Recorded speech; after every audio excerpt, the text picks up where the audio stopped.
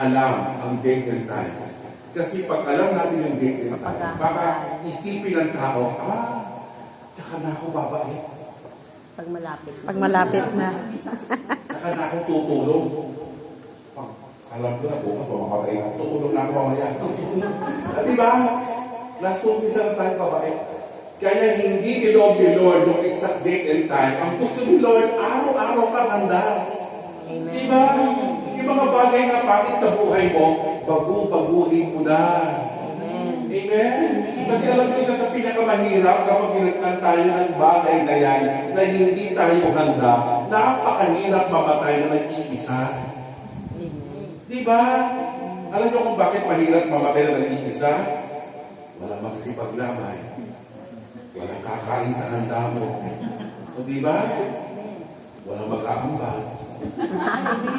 Ang pinakamahirap, inibig mo sarili mo. O diba?